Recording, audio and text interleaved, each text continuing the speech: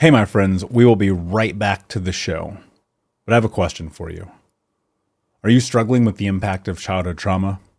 Well, know that you're not alone. I'm here to let you know that I'm starting a brand new weekly coaching group that includes a year of life coaching, accountability, support, habit and goal setting, and more. I'm starting a waitlist for the group right now, and I'm only taking a handful of people. And I'll let you know that through this personalized coaching, we'll work together to help you understand how your childhood trauma has shaped your beliefs, behaviors, emotions, and will help you create a roadmap for healing and growth. Right now, you can schedule an absolutely free coaching session with me and get put on the wait list if you go to thinkunbroken.com. My friends, it's your time to turn your trauma into triumph, breakdowns into breakthroughs, and become the hero of your own story. And I'm here to support you in doing that. Just go to thinkunbroken.com to register for a free coaching call with me and to get put on the wait list for the brand new weekly coaching program. We'll be right back to the show. But before we do, I want to tell you about today's sponsor, factormeals.com, where if you go to factormeals.com/unbroken50 and use the code unbroken50, you can get 50% off your first order. That's factormeals.com/unbroken50. If you're like me and you are a person who is busy trying to create a life, heal, work on their health, wealth, and relationships, and not to mention deal with the day-to-days of normal life, you do not have time to be going to the grocery store and trying to figure out what you're going to cook every single day of the week. In fact, one time I did the math and I realized I was spending over 15 hours a week at the grocery store and cooking. When I added Factor, I got to use that time for myself, for my family, for my friends, for my community, and for my business. And so if you're in the place where you need some more support in the kitchen, head to factormeals.com/unbroken50 and use the code unbroken50 to get 50% off. Hey, my friends, we will be right back to the show. But I have a question for you. Are you struggling with the impact of childhood trauma? Well, know that you're not alone. I'm here to let you know that I'm starting a brand new weekly coaching group that includes a year of life coaching, accountability, support, habit and goal setting, and more. I'm starting a waitlist for the group right now, and I'm only taking a handful of people. And I'll let you know that through this personalized coaching, we'll work together to help you understand how your childhood trauma has shaped your beliefs, behaviors, emotions, and will help you create a roadmap for healing and growth. Right now, you can schedule an absolutely free coaching session with me and get put on the wait list if you go to thinkunbroken.com. My friends, it's your time to turn your trauma into triumph, breakdowns into breakthroughs, and become the hero of your own story. And I'm here to support you in doing that. Just go to thinkunbroken.com to register for a free coaching call with me and to get put on the wait list for the brand new weekly coaching program.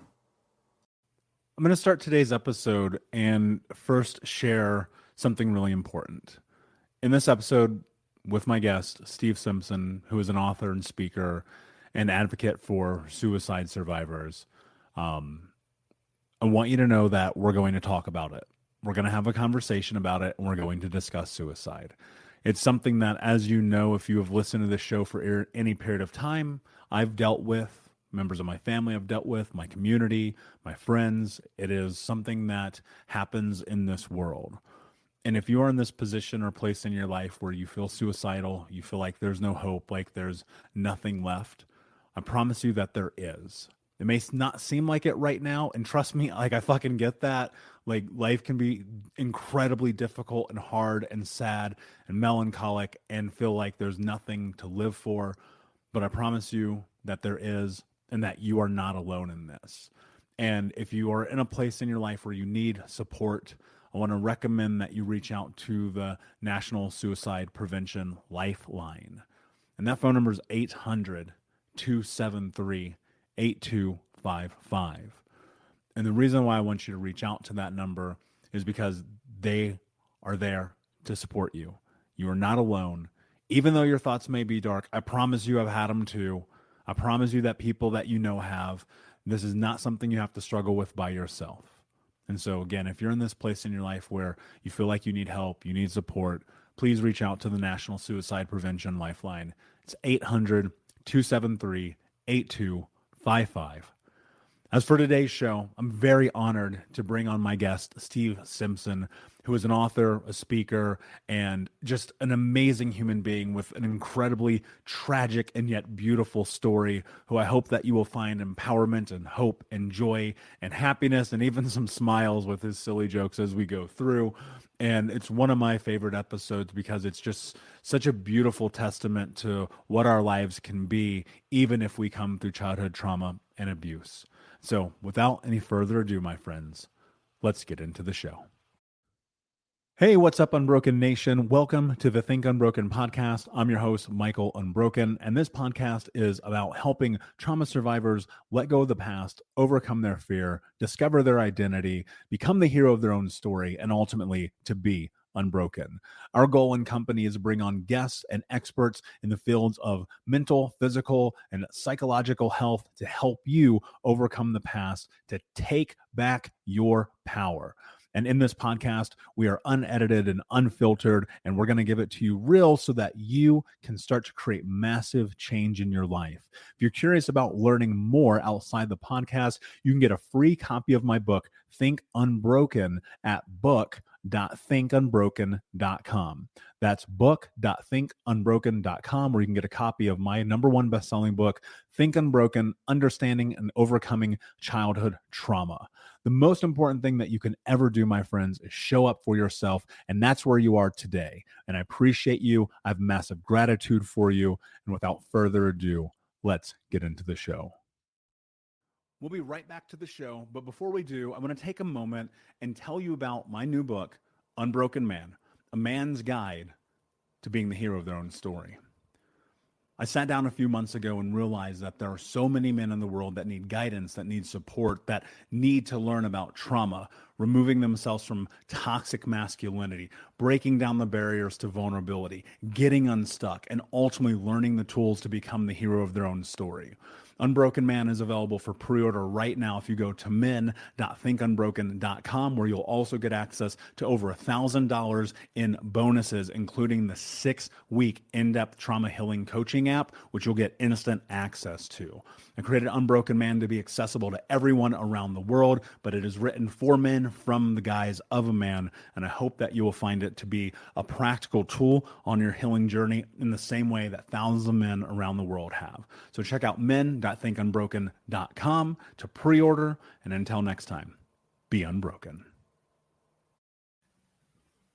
Hey, what's up, Unbroken Nation? Hope that you're doing well wherever you are in the world today. I'm very excited to be back with you with another episode with my guest, Steve Simpson. For over 30 years, Steve has run a youth adult group called Together We Can Make It, is an author and an incredible speaker. Steve, my friend, it is an honor to have you on the show today. What is happening in your world? A lot of exciting things, actually. By the way, I'm honored to be here with you as well. Awesome. And it's all my pleasure, I assure you. Steve, for those who do not know you, I'd love if you give us a little bit of backstory and how you got to where you are today. So let's start right off the old childhood, okay? We're talking first, second, third grade. Michael, you heard of an A student? You want to be an A student? Okay, I was a Z student, okay? I was the opposite of an A student. If there was a test, I was going to fail it. If there was a class, I was getting thrown out of it. Whether it be a fight, whether it be making jokes, made a lot of jokes. And the teachers would even laugh sometimes, except for some reason that made them twice as angry at me. I go, but you laughed. Always failing, always failing. My lowest grade was a -20. And you could say, how do you get a -20? Well, what I used to, again, we're talking grammar school now. I had this notion that if a kid had really good grades, if he was smart, he had the best home life. Now, I was wrong, and we'll discuss that during this interview. But in my head back then, I was jealous of these kids, not because they really had the great grades, because my life was so messed up and hurtful, and I thought they had great lives. So what I would do is, during the test, I like to mess the kid up halfway through the test, write on his test, push his hand or her hand, whatever it's going to be. And then, of course, they had a grade, they start crying or they get all angry. And I did it once, and the teacher said, get back in your seat, and whenever you get, I'm taking off 20 points. Now, I thought I was going to show her. I said, not going to even try, write 0. And instead, she wrote, -20. And she said, Now you're going to need anywhere from 90s and even hundreds on your next test to pass. And I said back then, I will never in my lifetime get anything in the 90s or hundreds, ma'am. Now, what was the deal with me? I would still want to pass, but I would try to figure out how to cheat. I'd probably spend twice as long figuring out how to cheat than most kids did studying. My friends would say to me, why don't you just study? It would take half the time. And I would say, what's the use? So I believed if I studied, I'd fail anyway. I thought I was stupid. I thought I was a failure. I thought I was unwanted. Now, why all these thoughts? I had an alcoholic father who was very abusive, physically and verbally. And as far as the physical stuff, I like to say he had what I call a snap temper, where he could be talking like we're talking and just out of nowhere hit you, push you, throw something at you and go in a rage. But to me personally, the physical stuff was horrible because I was always not knowing. Like I always say, I would eat as fast as possible to get away from the dinner table. To this day, I still eat fast. My friends are always like, yo, man, slow down. But that was my escape mechanism to get away. But it's the verbal abuse that caused me to be broken. It's constantly hearing since I was born, didn't want you, failure, stupid. A lot of curses I'm not going to say, but worse than the curses, though, were the sentences, okay, of you're never going to do anything. And look at you, of course you failed again. And that's why my mindset is. That's all I knew. Okay, so I figured this has got to be true. I would cut school in those early grades. I got away with it because no one dreamed I was actually cutting at that early grades. But you know where I would go to? I'm going to show you the epitome of a low self-esteem. I would go to the local library. We had two libraries where I lived. There was a smaller one, quieter one. I'd go to that one. What would I do there? I'd read books, and I'd always walk up to the librarian and say, can I have a pen and paper? And most of them, they'd give me a pad and some pen. And I would write, even since a boy, short stories, poems, proses. I didn't know the called proses back then, but I would write them. And look at this picture of this now. Here's a young kid cutting school, in grammar school, but he's going out and he's reading, and I look back now beyond the average reading comprehension of a child that age, and writing. That's the epitome of a low self-esteem. Things just kind of get worse and worse. I always blame myself for my father's drinking because I was told that. Most people who live in alcoholic homes will relate to this. You get told this is your fault, or this is because of you, and I believed that. I remember times where he was so drunk, he couldn't even talk, but he'd look at me and point. And I know that meant your fault. So from the time I was 11 years old on, I started thinking and tried suicide, by the way. Think about it all the time, tried it. And I always say, I didn't want to die. I just don't want to live. Now you might say, that's the same exact thing, man. No, it's not. I had no idea what it was like being dead because I was never dead before. But I did know what it was like being alive. And it was pain, it was suffering. And I honestly thought, and this is key, it was never going to get better. See, I thought I was dumb, but if I really knew it was going to get better, I wouldn't have thought of killing myself. But I was convinced it's not getting better. And this went on by the time I was 12, started running away here and there. I was what you call a couch surfer, which means I hang out at friends' houses, stay overnights and so on. Skipping over a lot of long stuff back then, moved a lot of neighborhoods, custody battles of my parents when they started to separate. But eventually, one of the parents of kids I stayed over called Protective Services, and eventually ended up in foster home. I was in two foster homes, one for a month and one for a year. I could only say wonderful things about these foster parents. I know there's a lot of negative things about foster parents out there, but in my case, I only had wonderful experience. They were just caring people who just really wanted to help out children who had nowhere to stay. Because understand something, foster homes is not for criminals, or it's not juvie. It's for a child where the parents are messed up. There's something going on in the house that's abusive. They cannot live in that house anymore. Now, as you can imagine, accompanying that, you had to go to therapy. Now social services is in charge. And I also joined the self-help group. To me, that was everything. And I go into this group, I'm 13 years old, and one of the first things I discover is there's smart kids there. And I remember saying, what are you doing here? And one of them laughed and said, I'm okay, Steve, how are you? She says, you'll figure it out. Well, some of these kids tried suicide more times than I thought about it, okay? And they had miserable lives, even though they had the grades. And that was a revelation for me because they started saying that their alcoholic parent was calling them the same things my father was calling me. Now I said, whoa. Me? I'm the most hated kid amongst the teachers. Okay. You're a teacher's pet. You're a dream for a parent. That's the point. And this was viewers, listeners to hear this. It was nothing to do with me, what I did, what I didn't do, whether I was a smart student, a bad student, whether I was a male, whether I was female, whatever I was or identified myself, whether someone's straight, whether someone's gay. It's not you. An abuser doesn't abuse you because of what you are, who you are, or what you do. They convince us it is. An abuser abuses you because they're an abuser, and they're going to abuse any kid. So if these other kids were my father's kid, he would have done the same thing to them. That to me was such a revelation. And then all the guilt, because I found out you can't make an alcoholic drink. He was drinking before I was born. You can't make your parents get divorced. That's between them. And then here's the big thing now, Michael. They used to write different meetings up every week, and I started doing that. And some of the kids said, hey, I can't write like this. This is like really great. Like, how come you're not doing great in school? And I go, because I'm stupid. You can't be stupid and write like this. They actually taught me how to study. I didn't know how to study. And bit by bit, first ended up within that year on the honor roll. I went from failing to passing to passing honor roll. By the next year, guess what? Was getting 90s, pulled off 100 average on 2 topics in 2 quarters. Remember I said I would never do that in my lifetime. National Junior Honor Society, joined wrestling just to keep me busy. Always had a winning record. Joined track for fun. I can run fast. Got the equivalent we call the black letter, was the MVP for the track team. But here's the best part, and I laugh at to this day. They made me student of the month. Now, not just for my class, for the entire, it was 8th grade then, the entire grade. They hung my picture up for 1 month saying, be like him, model student. I used to walk by that picture and laugh, because only 2 years before that same picture would be a dartboard in the teacher's faculty room. Okay. What changed? Nothing. I was the same person I was. When I was picking on the smart kids, I was one of them. I just didn't know that.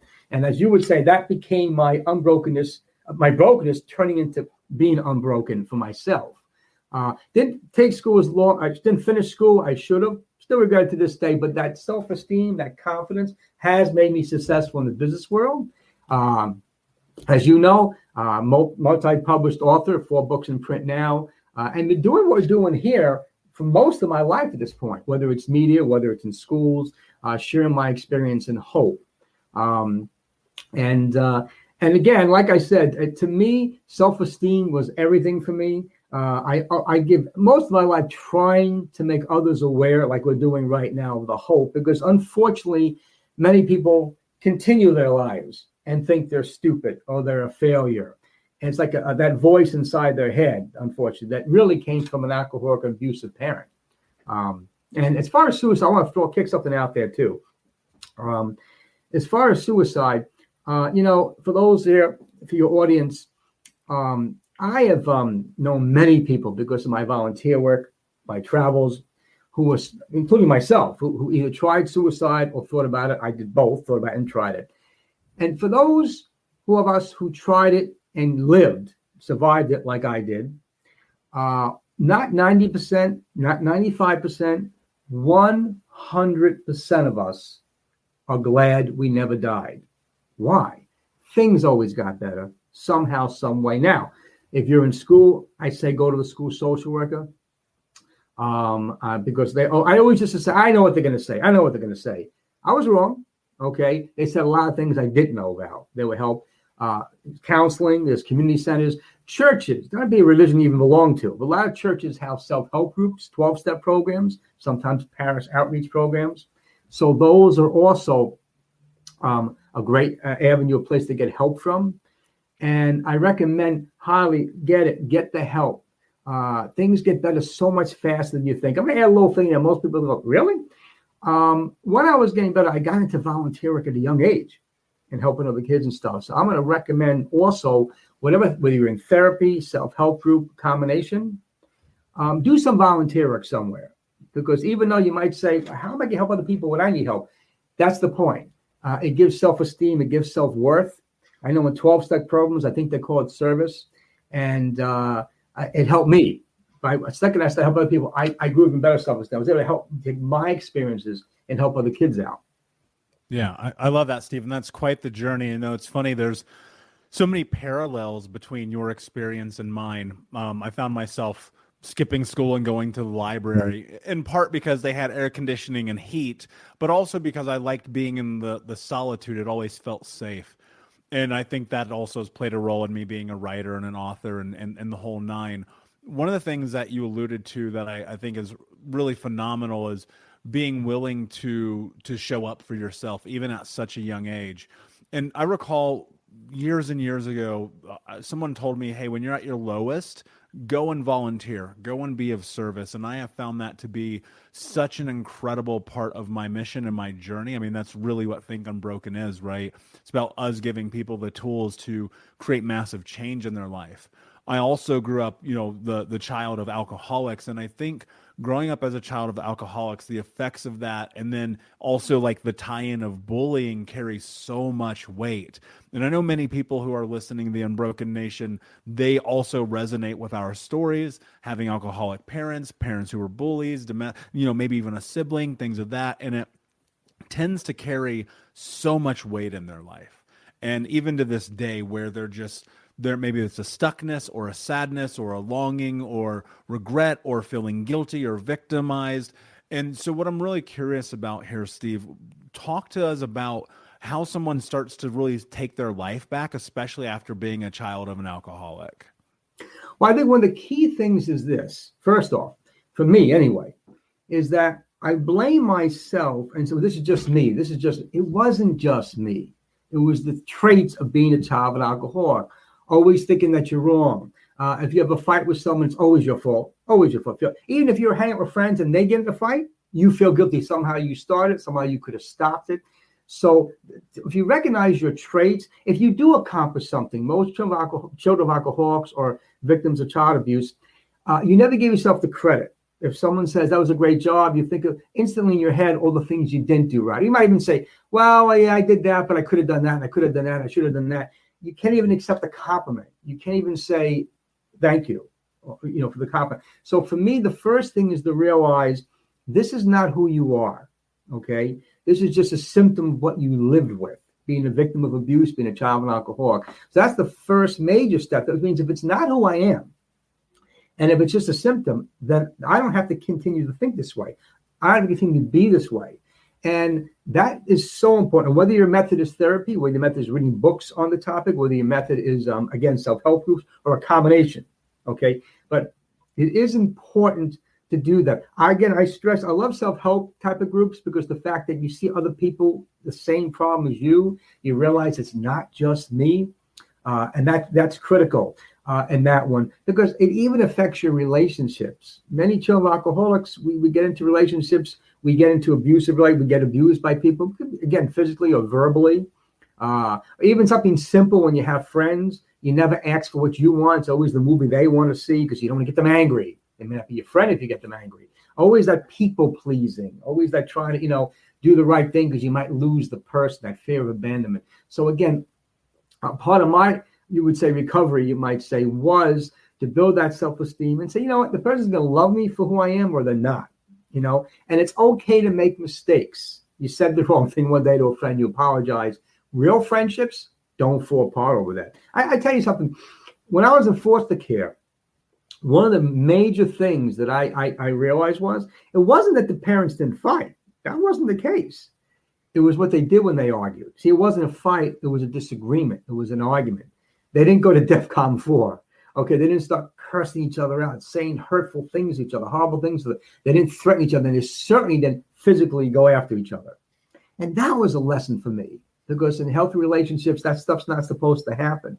And we do find ourselves, we live these lives, being in these hurtful relationships. Okay, and so again, that's some of the things I recommend to people heavily with that.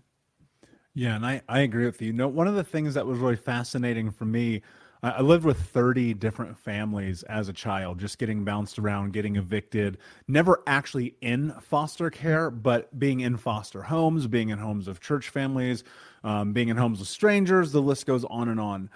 And seeing, I think one of the really incredible things, what you just alluded to, was this idea that people could have conversation without violence.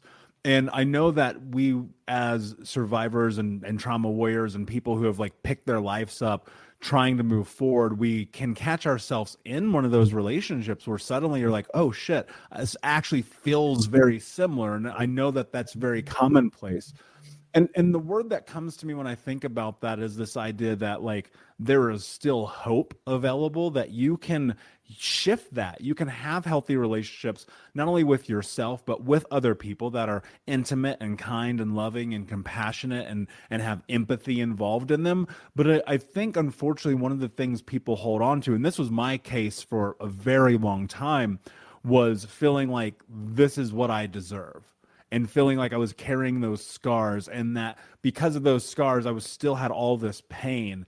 And so, Steve, what I'm wondering here is, how can someone tap into hope in their life for things to be different, for them ultimately to have these things that they always hear other people have that feel like a fantasy, but I'm going to say for myself personally, I know are a possibility. And I was wondering if you talk about the power of hope in this. Absolutely. And I love what you said about deserve, because we tend to think I deserve this. And it goes back to that self-esteem, or maybe back to that tape playing of the alcohol parents saying, you deserved it. Look what you did. You messed up. So I'm going to, and I love that.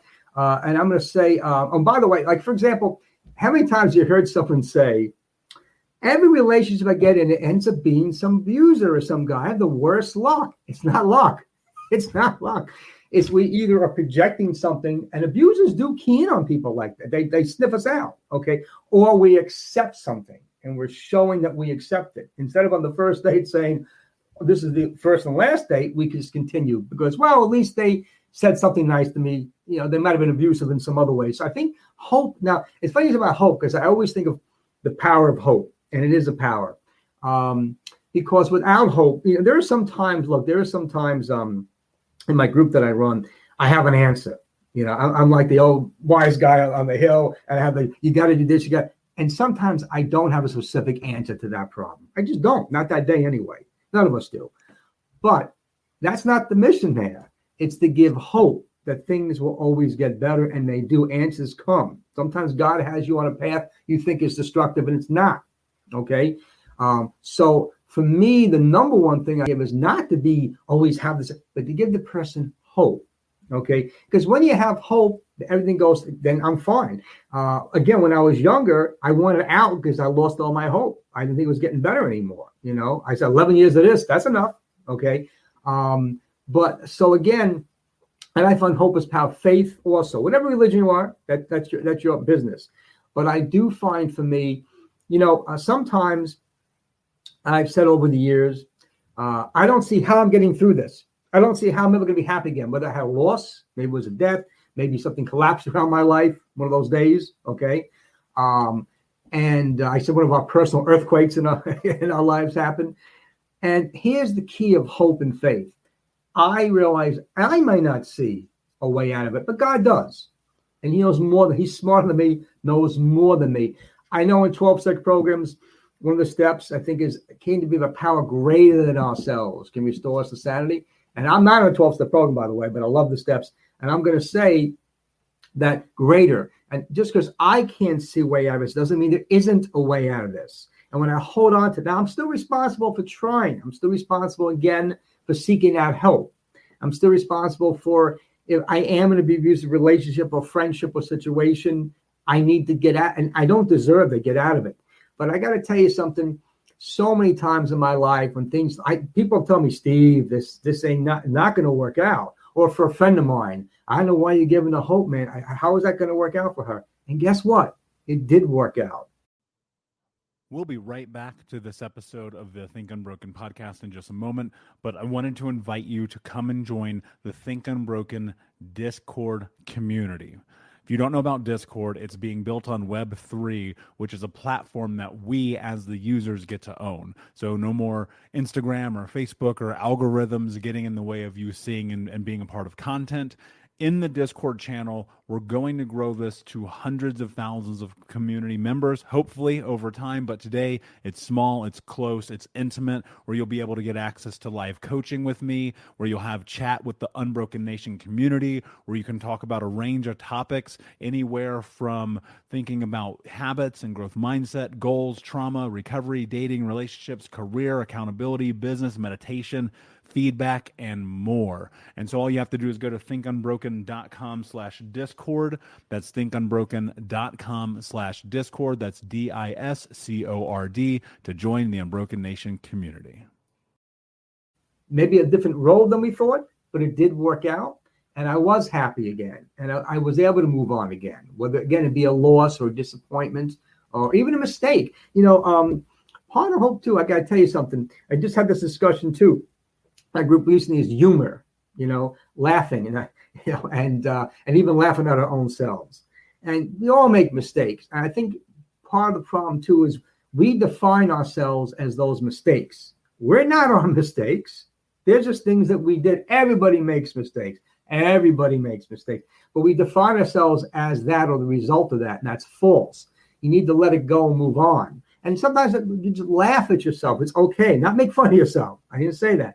Laugh. Well, I can't believe I said that or I did that. All right, what you're going to do. And it's okay to have people laughing, not at you, but with you. And there is this difference. And just kind of moving on with that. Okay. And it's wonderful when you have people that can relate to you.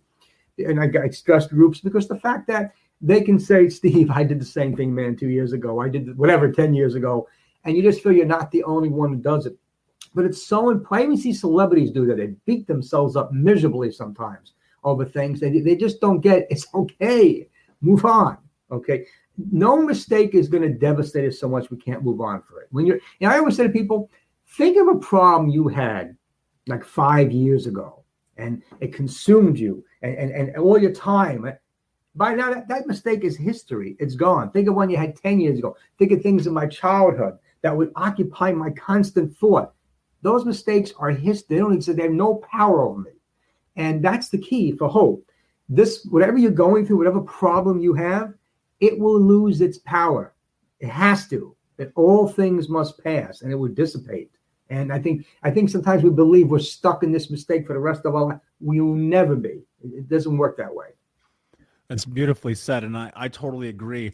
I feel that in this journey, one of the things that we have to face that's true about our experience is that the things that happen to us in childhood, we are not culpable for. We do not take, and we should not take responsibility for abuse, for homelessness, for violence, for any of those things. And yet, maybe it's through indoctrination or embedding or coercion, however you want to phrase it, there is this keen sense of shame and guilt that is often tied to our experiences. And you talked about this idea of letting go. And I think from a hypothetical standpoint, that sounds very simple for many people, right? They're like, oh yeah, sure, great, Steve, I'm just going to let go. But I know for certain from my case, and I believe from many others, that letting go almost feels like there's something deeper to it. And so what I'm curious about, Steve, in your journey and how you support people and Together We Can Make It, and with all the things that you do, how do you believe that someone can really let go of shame and guilt and that culpability that's actually not theirs? What does it look like to get to that place of actually letting go? Well, you said indoctrinated, and I relate to that because that's what I was just told. So it was a reflex for me to feel guilty. And even if you, by the way, I'll stress to you too, even if we did something that might get the average person upset, you turned wrong, you knocked over the dinner table, whatever, you know what I'm saying? Or they have a right to be upset, but to abuse you over it, absolutely, positively not. Okay. And we have to, and it's like a re-education almost. And I think for me, again, that's why therapy is so important, to hear that other voice or self-help group, hear those other voices tell you that you are not responsible for your abuse. It makes no difference what you did. Here's the thing too. A lot of us think we're always busy, so busy fronting all the time. Okay. I like holidays. Holidays were miserable for me always. I was going to be home more, out of school, and he was going to be drunk more. But when you're in school, what everyone always said, oh, I had a great man, I had a great time. 1 out of every 5 children today, 1 out of every 5 children is a child, an alcoholic, or a drug abuser. That's a fifth of your classroom, okay? And that's something to think about, okay? And so that alone, so first off, I think the key is to realize you're not the only one going through this. You're not the only one who's lived through this. You're not the only one, unfortunately, who feels guilty through this. And that's why it's so important to hook up with other people like this, because they're going to nod their heads and they're going to laugh, but not laugh because they're making fun of you. Like I would say things, and he said this to me, and it's my fault. And they would say, Steve, I did the same thing. It's not your fault. It's not your fault. And I think so that's very important to undoctrinate yourself. But it's also key, and I got to say this, like we discussed earlier, if you're going to get involved in relationships that are abusive as you get older, it's going to be harder to get unbroken. It's going to be harder to heal and stop this because you're going to have new people telling you it's your fault, it's your fault. So I got to stress that too. You know, we have a need so badly to be loved, to be accepted, just to have someone. I used to equate in my self-esteem, when I had a girlfriend, I'm full. When I didn't have one, that's all wrong, man. We're supposed to be 100% on our own. And when you get in a healthy relationship, you add to each other. But that person's not supposed to rescue you. You're not supposed to rescue them. You're not really supposed to. I know it sounds nice as a writer. We complete each other. You're supposed to be complete without them. And I think that's paramount. So, and don't be so desperate that out of the need to love, you accept unacceptable behavior. Because when you're with healthy people, I just include yours, when you're with healthy people, relationships, friendships even, okay, that's where that guilt starts going away because you get treated like a human being. And someone will say, how do you feel about this? What would you like to do, Steve? So I think that's just experience in healthy relationships is healing alone. Yeah, I agree with that. And I think also having a couple of things. One, a tremendous amount of clarity about what you want in a relationship. That applies to friendship, that applies to business, career, everything. Also leveraging your boundaries, which I think is incredibly, incredibly important, and not bending who you are for the sake of not only necessarily just appeasing other people, but connection, because that's immediately going to be false. And then also recognizing like respect is super important. Like I've come to realize, like if you're telling people in your life, like you don't feel respected, you don't feel appreciated, that's probably a sign that you need to move away from that. And I think people get so tied up in this idea that, well, you know what, they still love me, so I can accept the disrespect. And that becomes very dangerous, because the truth about it is you deserve exactly what you're willing to tolerate. And that's a hard thing to recognize. And you deserve more than what you have tolerated up till now, which means that you have to hold true to your boundaries. You have to say no, you have to say yes, and put yourself in a position where you take power over your life. One of the things you said that I'm really interested and curious about, that loops us back to earlier in the conversation, is talking about being of service. I would love if you take a couple of minutes and talk about why you created Together We Can Make It. Talk about the books. Talk about why you want to do.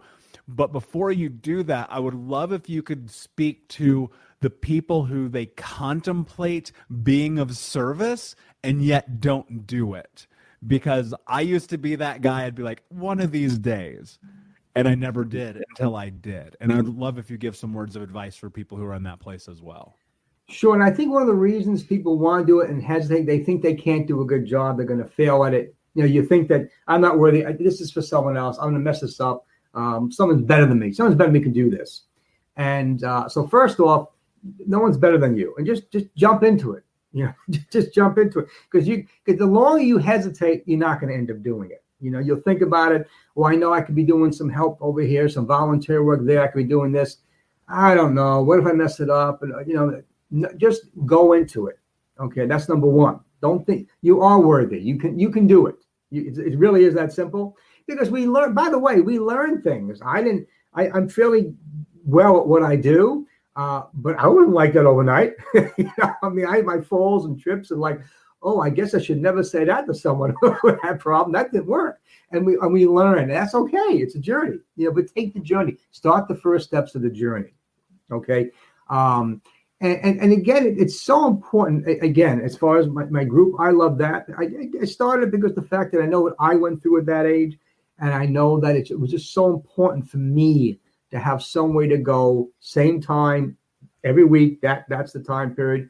My friends know, my business people know. Don't bother. He's not going to return your phone call that night, that time. He's with his group. Okay, and just to know that no matter what happens in my life, I wanted to create something where they know that that's going to be there for them.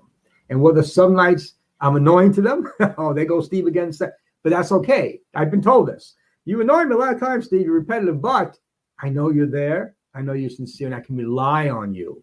Because a lot of us live the lives that we live. People are unreliable, unfortunately. Our parents were, that's for sure. So I would say, again, I want to be reliable, and I wanted just to let people know in my group. Another thing I do is if they're responsible for the problem, let's say they messed up, I still love them. We all show our love for that person still, because that's okay. Because unfortunately, today's times too, when someone messes up today, people abandon them, they jump ship, and they need someone. I know they want someone to go where, okay, let's talk about how we don't do stuff again. We don't mess up again. But however, that being said, it's okay. We still love you. Maybe someone's going to make a joke about it somehow. And that's what we'll all laugh with it, laugh together with the person. And I carry it throughout because we'll all know if someone's hurting, we all know to call that person during the week too, or text someone, just let them know, hey, still thinking about you. How's it going, man? Is everything going okay with you? Just in case before the next meeting, you need to talk with me or go out and get something to eat. I'm always want to go out and eat anyway. I love it. Still my favorite thing to sit with a friend and just sit somewhere and eat. So I open that invitation up. And so again, that's one thing. And as far as my writing, I wanted to, it's funny, I write fiction and nonfiction, and I combine them because the fiction part was since I'm a kid. It was my escape. Okay. Other writers sometimes give different reasons why they write, because of the art, because of, the talent, the art. I'm honest. I started writing. That was my escape, man. That was my fantasy world, just to get out and start writing things. But one thing with me is I put myself and my characters, like no matter how fantastic the story might be, whether it's one of my science fiction books, adventure books, action drama, but the characters are so realistic because they could be children of alcoholics and victims of abuse, runaways. I put that into my characters as well to make them lovable and real. Now, what I've also done is I wanted to relay my personal experiences in writing, how I boosted my self-esteem up. Why I didn't report child abuse. Well, I'll get that a little bit too. My transition, because you can't get from one space to the best place right away. How to be patient with myself. Bullying. Why is someone always tend to be bullied? So what's going on with that? So I wrote the teenage and young adult guide, survival handbook, and that's an insert in any of my 4 action novels. I put it in any. Now, why I do that? 2 reasons. One is if a young person wants the handbook, the teenage young adult survival handbook. If they just ask for the handbook, people, why do you want that? It puts them on the spot. Because it's an insert in my fiction books, I just love these stories, man. Look, and the covers are all fiction covers. In reverse, if you want to give this information to a young person, whether you're a teacher, youth group leader, counselor, when I was going through all that stuff, if you just told me I have a book for you on being a child of an alcoholic, or someone's thinking of suicide, or maybe you're being abused, or self-esteem, I would say, I don't need that. What, are you kidding me? I would walk right away from you. The fact that it's an insert inside of my fiction books. Now you can say, what's this? Oh, I know you love these kind of action stories. It's just like the movies you like to see. Yeah, that's all I ever hear in my books. These read like a great movie. And then you got, oh, okay, I'll read it. And you just say a prayer that while they got it, they're going to say, what's this other book inside here? And then they get the information. The key is just to get the information, life-saving information. I also give different places they can go to for help. And number one thing is hope. The number one thing I try to accomplish even in my writing is to let them know there is always hope. This is not the end. This is not permanent. If you're willing to take the step forward and ask for help and try for help, that's one of the main themes I put out in the handbook. Man, that's so powerful. One of the things I want to circle back to as well here is, you talked about suicide, and that's the subject that hits home for me. The Unbroken Nation audience knows about my experience with it personally and in my family. And I think that, excuse me, let me phrase that. I know that there are people listening right now who either have been in a suicidal ideation situation or attempted or know someone who has. Unfortunately, I think that you and I both know this is an incredibly common experience for many, many people, probably more so than we ever can imagine. And I'm wondering a couple of things. Were there periods, and yes, I understand you were young, but was there something that happened that not only changed your mind, but has helped you progress to where you are today, that you've been able to hold on to, that's kept you alive and in this life? And then the other part of the question is there something that someone can do for themselves or for others that may be suicidal or need some help right now? Yeah. So for me, again, once I got help, okay, therapy and self-help, I was able to start experiencing some successes. See, prior to that, everything was collapsed around me. That was so I just figured this is always going to happen. And I was, oh, by the way, I wanted to stress something too. I was never walking around gloom and doom. I was always cracking jokes. I need to stress that. We've had some celebrities, as we know, that were always smiling, joking around, hyper, and yet they either did commit suicide or tried it or thought about it. So, I mean, people would want to sit with me at the lunchroom table when I was, because I was always going to do something different. So again, if you looked at the face value of it, this kid's cracking jokes all the time. No way he's thinking of killing himself. But I was in such pain inside. I was in such pain. Dreaded going home. I dreaded turning that doorknob to go into the house. If I could have got home later as possible, that's what I wanted to do. And so again, once I got help, you see, all of a sudden, because I shifted things in relationships, I didn't accept unacceptable behavior. I was able to get positive things happen in my life. I was able to accomplish things. Then it wasn't always, when there's a problem, it's always going to be a sad ending. I had some happy endings. Now, I'm not saying every problem is going to result in a happy ending, but the point is, once I was able to experience, hey, things can really work out. I can be happy. I can really be happy. Not 100% of the time, but happy. That took away that I'm getting out of here, thoughts of suicide, because it's never getting better, because I was able to replace it. And now when I go through things, by the way, not that I haven't had problems as an adult, like all of us, believe me, things come our way. We all have our storms in our lives that hit. But the difference is, I know now, oh, come on, Steve, you're getting through this, just like you got through the other things. That was devastating. That was devastating. That was a loss. But you're getting through this loss. You're getting through this failure, whatever I interpret it as, okay? So I think now the difference to me, if you read my mind versus my old thought pattern was, oh, no, not again. I can't do this. No. Versus, okay, we're going to deal with this. I'm going to say a prayer right now. I'll say a Hail Mary and then get up, take a deep breath. And I always say to people, by the way, if you are in school, go to school. If you're at work, go to work. Do not stay home. The temptation is, I'm not going in today. I just want to stay home and stay. No, get out of that house and get with people. Get into the routine. You may not be doing the best. I remember years ago, I worked at a gym, and guys, this was like a powerlifting gym. These guys were incredible. And sometimes they tell the owner, I'm going home, man. My head's on it. I'm not going to hurt myself. He said, no. Take all the weights off the bar. Go through the routine with just the bar. And they go, what? Just the bar? These guys were really benching 400 or 500 pounds. Just the bar. He says, go through your routine. Don't stop the routine, because you're going to get out of it. And I take that on an emotional level. I say, go through your routine. You may not be the best in school that day, the best at work that day, the best with your friends, someone's birthday party you're supposed to go to, but just use the bar emotionally. Go through the routine. Get out of that house. Stay in that. And I follow that myself religiously, okay? And that's why I stress important, too, to have positive people in your life.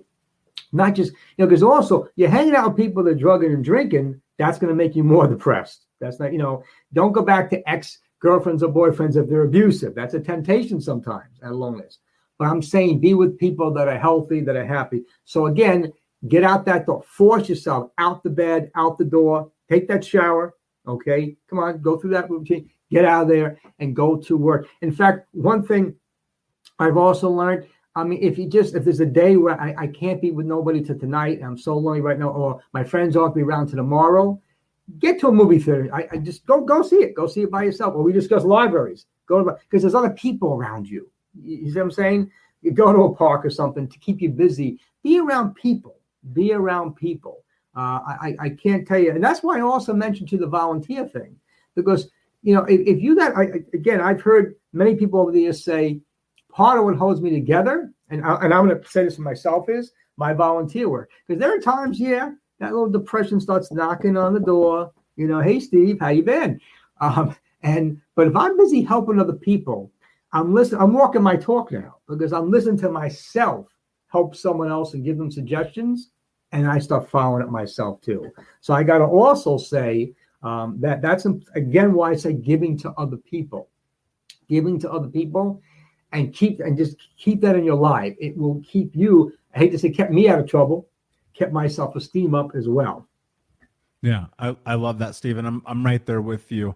And again, I'll just point to the fact that, even today, with the volunteer work I do, running the show, even if you're, people will say, well, there's COVID, you can't do things, blah, blah, blah, whatever. I'm like, start a podcast, do a blog, interact with people, online support groups. There's so much available for us right now. And I think that you have to be willing to have the courage to ask for help. And the only way you're going to get that is by taking that first step, right? Commit to your life, make a decision, follow through. And I want to agree with you, Steve. I understand why people take their lives. I was there. I understand it's dark. I like you, it's like I didn't want to die, but I just didn't want to live anymore. And on the backside of that, life is so much better. And so if you take anything from this conversation, it's this: know that you're not alone. Know that you're not a bad person for having these thoughts, because guess what? We all do. And ultimately, if you're willing to seek help and support, it will be there for you, but you must ask for help. Steve, this has been an absolutely incredible conversation. Before I ask you my last question, can you tell everyone where they can find you?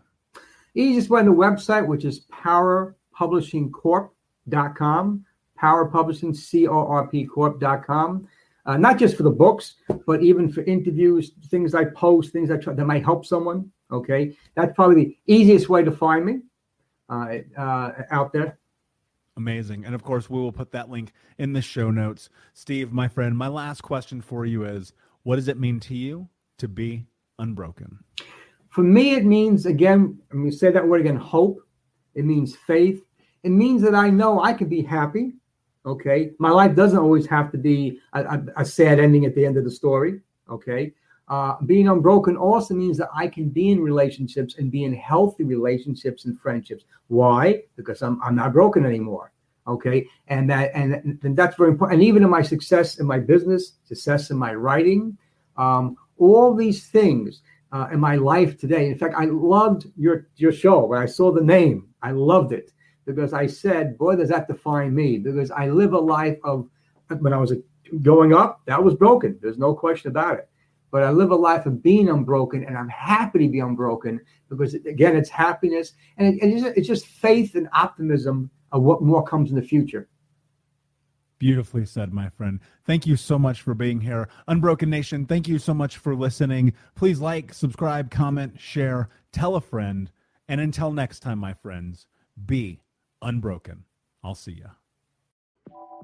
Unbroken Nation, hope that you just got a tremendous amount of value from today's episode. I want to know what you think. Please do me a favor and review, rate, and share the episode with 3 friends on social media today. It would mean the world if you did, because ultimately at the end of the day, creating community and connection is how we heal generational trauma in the world. And I need your help to do that, Unbroken Nation. So if you're on iTunes or Spotify or wherever you are, please like, comment, share, review. I want to know not only what you like about the show, but how I can make the show better, how I can make this further about helping you on your healing journey. So do me a favor, and when you do, shoot me a screenshot of you making the review to my DM at Michael Unbroken on Instagram, so that I can have a conversation with you, say hi, and more importantly, so I can share it with the Unbroken Nation. Thank you so much, my friend. We'll be right back, but I wanted to take a quick moment to tell you about the Think Unbroken 6-week trauma healing coaching program. If you go to coaching.thinkunbroken.com, that's coaching.thinkunbroken.com, you can sign up for the 6-week daily Think Unbroken Trauma Healing Coaching Program. In this program, we're going to go over the 6 principles of healing trauma, adaptation, understanding the impacts of trauma, how to become the hero of your own story, what to do next, and ultimately what it means to be unbroken. For more information about this 6-week coaching program, which you can download as an app on your phone and take with you everywhere, no matter where you are in the world, it's interactive. It's built about giving you practical tools that you can use in real time. And if you're ready for what's next in your life, go to coaching.thinkunbroken.com. Again, that's coaching.thinkunbroken.com. Now let's get back to the show. Hey, my friends, we will be right back to the show. But I have a question for you. Are you struggling with the impact of childhood trauma? Well, know that you're not alone. I'm here to let you know that I'm starting a brand new weekly coaching group that includes a year of live coaching, accountability, support, habit and goal setting, and more. I'm starting a waitlist for the group right now, and I'm only taking a handful of people. And I'll let you know that through this personalized coaching, we'll work together to help you understand how your childhood trauma has shaped your beliefs, behaviors, emotions, and will help you create a roadmap for healing and growth. Right now, you can schedule an absolutely free coaching session with me and get put on the wait list if you go to thinkunbroken.com. My friends, it's your time to turn your trauma into triumph, breakdowns into breakthroughs, and become the hero of your own story. And I'm here to support you in doing that. Just go to thinkunbroken.com to register for a free coaching call with me and to get put on the wait list for the brand new weekly coaching program.